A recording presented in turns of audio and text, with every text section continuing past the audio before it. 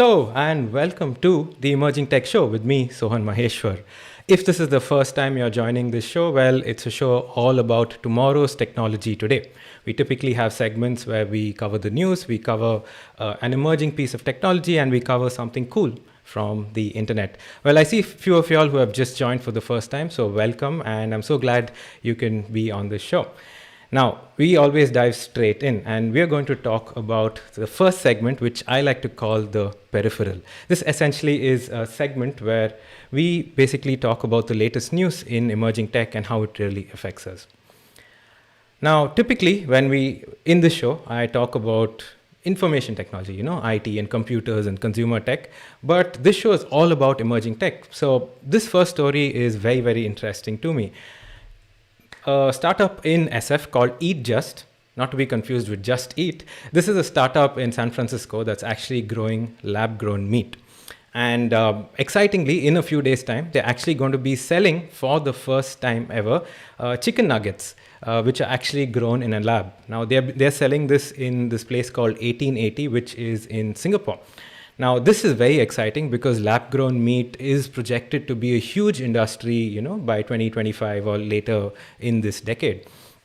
And essentially what it is you take a culture of chicken cells and you grow this meat in a lab, unlike poultry farming. And reports have said, that when it comes to sustainability and climate change, lab-grown meat can actually really, really help the environment.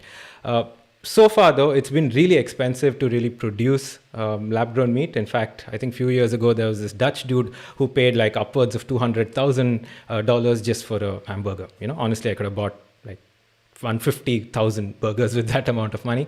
But the fact is, he was the first one to do it. A lot of exciting updates in this space as well. In fact, just this week, another Israeli restaurant has started a test where they've invited experts to try their burgers made from lab-grown meat. So a lot of interesting updates right there. Talk about being cultured. Dude, terrible joke. It's been a long year. Sorry, that was a terrible joke. I must ask for forgiveness. The second story, and frankly quite tiring to hear this again, is about this company called SolarWinds. Now, this is a long-winded story, so I'll try and summarize it the best I can. So SolarWinds, you probably have heard of them in the news in the last couple of weeks.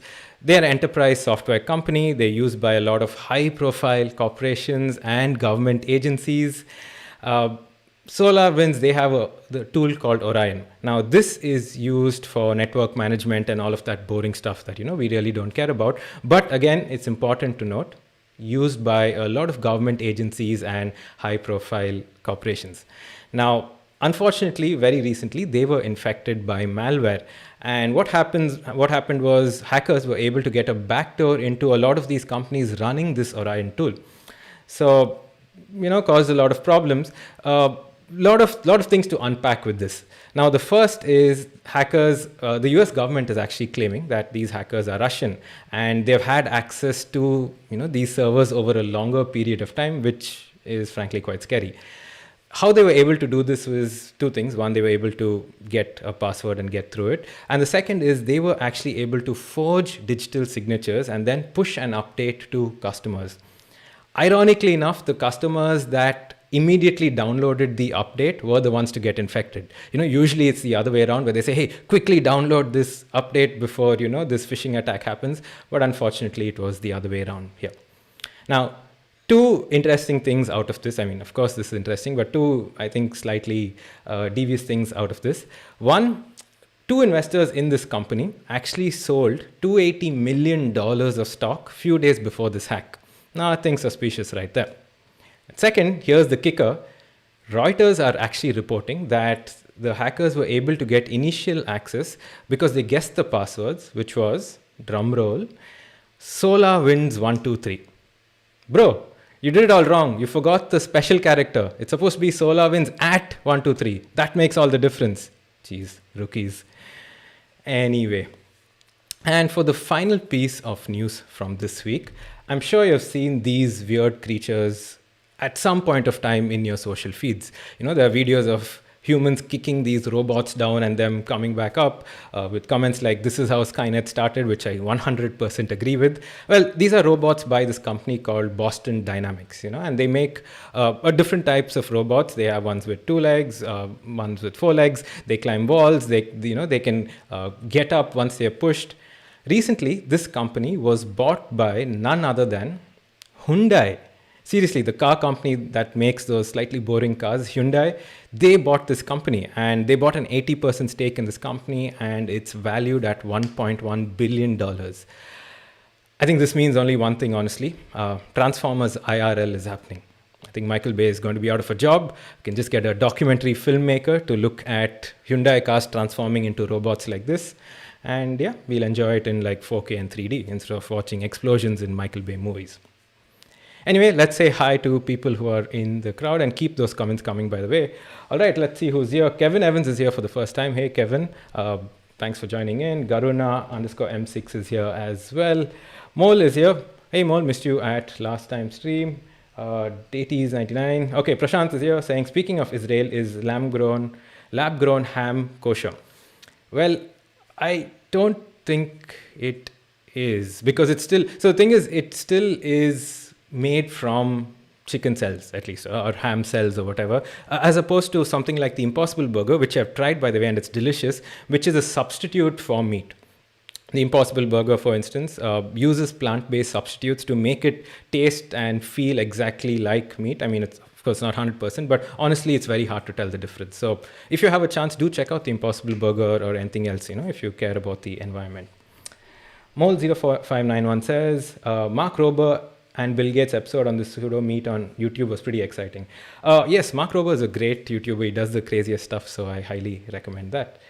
Prashant says, can't wait for SRK, which is a famous actor in South India called Shivraj Kumar, not Shah Rukh Khan, the other famous actor in India, to sell me a Transformer Santro. It's going to happen, Prashant, and Shah Rukh Khan's going to look exactly the same as he did like 20 years ago doing that. I think he sold his soul to the devil or something like that. Shilp9887 says, lab-grown ham is definitely not kosher. Well, there you go. Clearly an expert on this. All right, so coming back to our main story. Now, typically, if you've been on the show before, we take something that counts as emerging technology and really talk about why it could be big, why it probably isn't as hyped as it should be, etc. This time, I thought I'll do something slightly different. As my role as a dev evangelist / dev advocate, I've often had to look at the past to sort of look at what will actually work in the future as well. Oops, sorry. And one thing that I've figured is looking at why tech didn't work in the past actually is very helpful. So this time I thought that I would look in the past at some piece of consumer tech that didn't work in a segment that I'm calling Back to the Future. You can tell that I'm great at Photoshop by that, because that totally looks like me.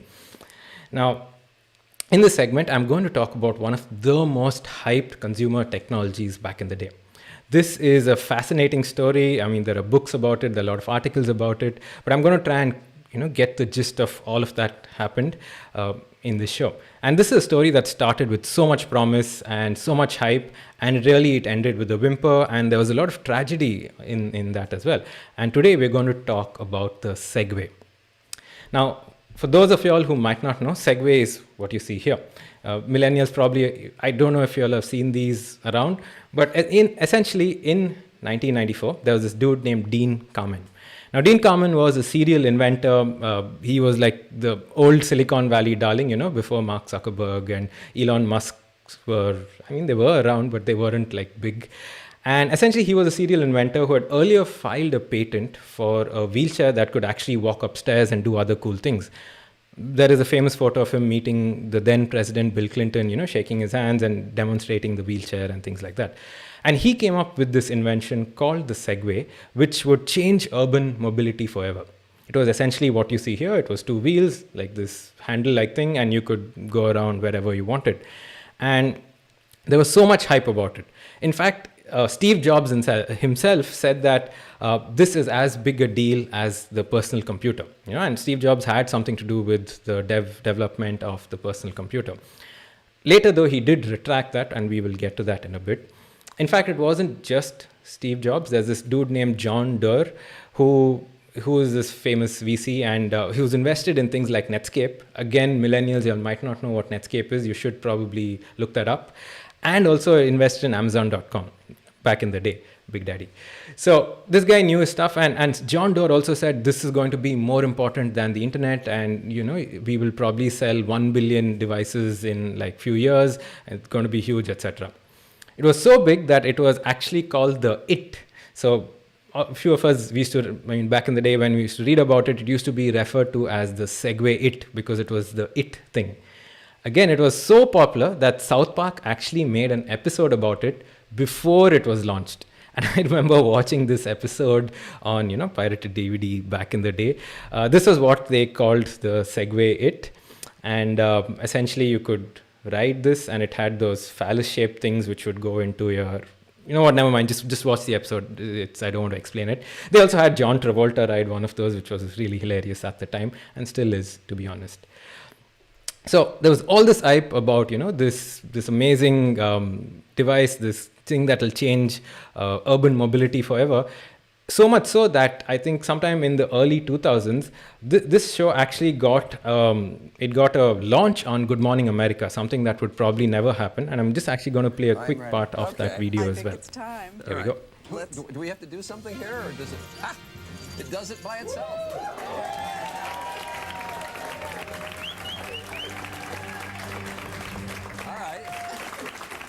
There it is. Now, what does it do? This is the world's first self-balancing human transporter. Self-balancing human transporter. You stand there, it goes. Forward and backward? It's sort of like putting on a pair of magic sneakers. You stand on this Segway HT, and you think forward, you go forward. You think backward, you go backward. Well, now, wait a minute. You think forward. Yeah, so you can imagine the hype, honestly. It was a big deal. I mean, imagine in the early 2000s, you're on Good Morning America, you're wearing denim shirts with denim pants, big fashion faux pas, and you're exuding this confidence and saying, yeah, you think you need to go forward, you can go forward, etc. Reasonably a big deal. Now, what I didn't mention earlier was when it came to Steve Jobs, Dean Kamen, John Doerr, they actually met. And another person at this meeting was Jeff Bezos, because all of them met in this secret location in a hotel to actually discuss the future of this Segway IT, as it was called, because everyone thought it would be so big. And Bezos, to his credit, was actually very impressed with the product, but he had something interesting to say, which was, hey, you'll have no problem selling this, but the question is, are people going to be allowed to use it? And I think that was the starting point of, maybe something could go wrong, because there was no regulation around it. There was no law or compliance around it. Up until then, mobility in a city meant a car or a bike. And along came something which was neither, but it was also both. So he was quite prescient when it came to that and said, I'm not sure if people will be allowed to use it. Steve Jobs also, even though he was impressed with the design and a few other things, he said something, again, very prescient in the meeting. And he said, this is great, I can get the campus in Stanford to run an experiment, run a test. But even if one person meets with an accident and gets hurt, this is going to go online and give you a bad rep. Now remember, this is the early 2000s. There was no YouTube, but people were just starting to get to the internet. A few of y'all might remember the early email forwards of that dancing baby that actually turned up on Ally McBeal and things like that. So these videos actually got shared, and Steve Jobs was very prescient about the fact that that could cause some problems. Now, honestly, that's where it started to go wrong, almost literally after the product was launched. Because it was launched, it's not like it got like an insane number of buys in the beginning itself. Because as soon as people started seeing these ads after all the hype, they didn't react to it the way Segway thought they would. There was a famous quote that actually says it invited mockery and not awe. People thought everyone would go, hey, this is amazing, this is awesome, but people always mocked the others who would be riding the Segway. And honestly, it took a while for people to get used to the form factor as well. Because unlike a traditional kick scooter, and I'm sure you know what that is, it has like a handle with like a thing at the bottom and two wheels. Literally anyone, like able-bodied person should be able to get onto a kick scooter and start moving with it. But the Segway, it actually took a little, training to get that right, and that barrier wasn't enough for people to actually, just try it out. In fact, Steve Jobs was so right that again, sometime in the 2000s, there were a bunch of accidents involving Segway. And the most famous was, of course, George W. Bush, who was vacationing and fell and had this nice bruise on his face after that as well. To his credit, the video again is online. To his credit, he did regain some of his balance and, didn't completely face plant. There were many other high-profile fails. Piers Morgan broke few ribs while using this, and Ellen actually was using this on her show live on the Ellen DeGeneres show and had this nasty tumble. Honestly, looking at it though, George Bush, Piers Morgan, Ellen DeGeneres, maybe the Segway, it was smarter than we give credit for. But this actually did cause, a lot of negative publicity for people who wanted to probably buy one of these. There were other reasons why it failed though. One is the cost. Honestly, a lot of times this comes down to cost, and the pricing model just didn't work. This actually cost $9,000 on launch, when it was launched commercially. And in 6 years, basically, after 6 years rather, they had sold just 30,000 units of this, which honestly is not enough by any standards. And this is after reportedly spending 100 million in research and development. And also, when this was being developed, Dean Kamen was extremely paranoid about security. He knew that if they did a small launch, people would immediately imitate it and there would be clones everywhere. But if they did a big launch, other things could go wrong, and the pricing and things like that could not work in their favor. They also were so paranoid that they didn't outsource the manufacturing to any other country, like typically China or Southeast Asia. They did the manufacturing at home or in-house because they didn't want the designs to go public. The good thing is the design was so good that the Segway, it was actually a little too durable. A lot of the postmortems, including by people in the Segway leadership, have now gone on and said that it was so durable that after 4 or 5 years, they took apart used Segways and they were perfectly fine, and people weren't buying newer parts or newer Segways. It was too good. And it was probably an engineering marvel at the time, but unfortunately it worked against their business model. To their credit though, Segway really tried. They had things like, I'm sure you've seen those Segway tourist tours in a lot of the famous tourist cities. They are 100% part of Segway's marketing. They were paid by Segway to actually do this. You've seen the most amazing movie of all time, Paul Blart 2 Mall Cop. Again, please don't watch it, it's crap. But it was placed there as part of a promotion. That there were Segway polo games. Sweden's police for a brief period of time used Segways. If I'm not mistaken, I think even 21 Jump Street shows, one of the movies in the series shows, Channing Tatum on a Segway. So they really tried hard to push this, but it just didn't work. So we have already gone from how this went from hype to completely deflated. There is one very tragic part of this whole story. This was in 2009 essentially, and in 2009 this company was bought over by a British millionaire called Jim Heselden, and he was riding his Segway in the British Isles, and he was on a cliff, and he, out of courtesy, the British are so polite, he actually gave way to a person walking their dog. And he lost control of his Segway and tumbled down a cliff. I know that sounds ironic and whatever, but it is a pretty tragic story. He had actually acquired the company from Dean Kamen in 2009, and he rode the scooter off a cliff and passed away. And it's just one of those bad epilogues to at the end of a fairly tragic story to begin with as well. The prologue, though, now is a company called Ninebot, which is a Beijing-based transportation company and a robotics company. They acquired Segway in April 2015, and they were manufacturing the same Segway ITS, as I like to call it. They're not the official name, but I still like to call it that, up until earlier this year. So in June 2020, they announced that they're ceasing production of the Segway company, the Segway IT, although they're still making things like the kick scooters and other different models, which are still available on their site. At the end of it, after all of this, after more than 10 years, almost 20 years now. Reports say that they've sold only about 140,000 units worldwide, which honestly is fairly low for something that was so hyped. And I think this is a good story about technology, about things like why pricing matters, why actually like being launching your product at the right time actually matters, and and actually knowing and figuring out compliance and regulatory things for something so different actually again matters so much. So this was a story. All is not lost though. The Segway brand is still fairly strong, and Dean Kamen and Segway own about 1,000 patents related to scooters and urban mobility. So honestly, they have all those patents, they can still make money off it, and it was an engineering marvel way ahead of its time. What they're doing now though is actually fairly interesting. They actually are doing this. They're calling this the S-Pod chair, and it's a chair that you can sit in and go literally anywhere you want. Honestly, in this work from home time, I'd just sit in this and never get out again. Like, imagine just doing this. Ironically enough, it crashed on its debut at a tech show earlier this year. So, I don't know how useful this is going to be. There are YouTube videos of people trying it out. It's still in beta though. Do check it out. It's really slow though. It's not like this thing where you can, race in MotoGP or something like that. Again, I don't quite see the use case, but hey, who am I to judge?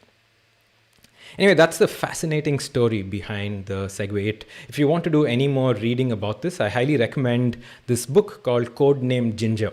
So it's written by this guy named, actually I forgot his name, sorry. I thought I'd remembered it. But it's written about the entire launch. I think the fascinating parts are the meeting between Steve Jobs, Jeff Bezos, Dean Kamen, and John Doerr. Blow-by-blow account of what happened, including how Jobs kept getting pissed off and yelling at them, saying this is not going to sell, etc. Very, very fascinating. Do check it out. And let's see what comments are there.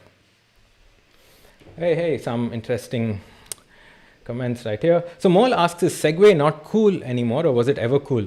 Like I said, Mol, for a brief period in time, it was the it thing. It's not cool anymore. Maybe in like 10 years it'll be retro cool, and I'll feature it on my retro segment in the show when I'm rich and famous, hopefully. Prashant says Netscape was Mozilla's granny. That is correct. How many of you all remember using Netscape here? I'm sure people like I'm Sushil haven't used it ever, or even heard of it. I'm not sure, but yeah, we used it back in the day. As Daties99 says, product pitches have certainly changed. Yes, product pitches and launched have definitely changed. I don't remember any recent Silicon Valley product being launched on like Good Morning America or Oprah or something like that, but you never know. And yes, it was that expensive. Sushil and Kevin Evans. The tech was really, really good, including the hardware, but the pricing just went through the roof. As what Jeeves says, yes, this looks exactly like WALL-E. I said in my previous episode, I think WALL-E is a documentary from the future, and I stand by that. Don't at me. Yeah, as Kevin Owen says, I've seen a lot of hoverboards in the past few years. Well, Kevin, interestingly enough, yes, those hoverboards, a lot of them have been banned because they were exploding and, in airplanes and stuff. But also the scooter has become popular, and I think cities like SF and a few other tech cities especially, there are a lot of startups with these dockless scooters where you can just sort of throw them anywhere. I know that I'm streaming from Amsterdam, and I know that they have some sort of regulation against it because you don't see any of it here because, Amsterdam already has bike lanes, etc. And I think the government felt that it could maybe impact that, so you don't see any dockless scooters here.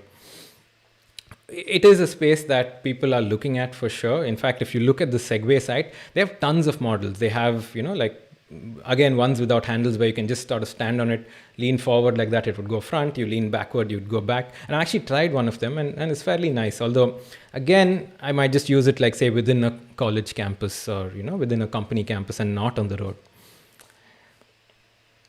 Watto Jeeves says scooters are the shiz, made my commute back when we used to commute a lot better. Nice. I've actually never commuted with a scooter, so that'll be fun. Anyway, keep those comments coming, folks. I just have my last segment to go, and let's go to our last segment, which is cool internet thing.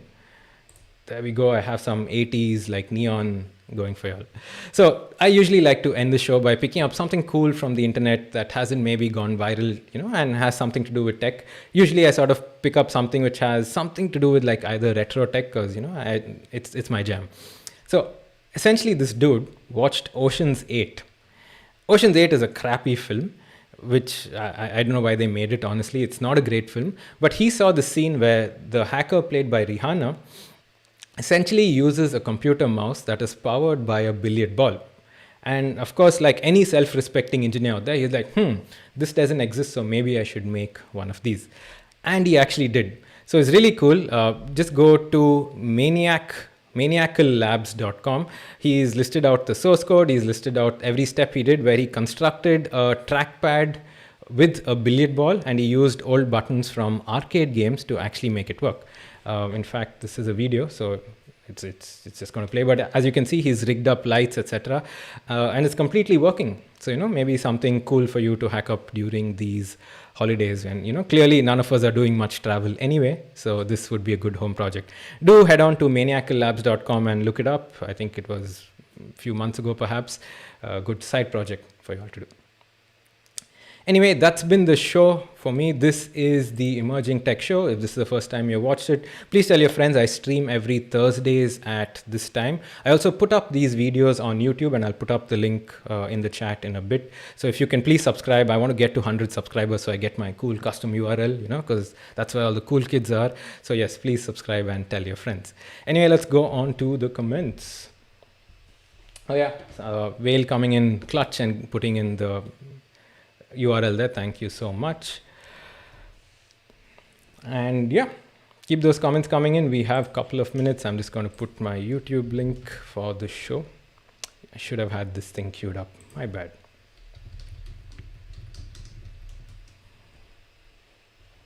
There we go. I have 11 subscribers. How cool is that?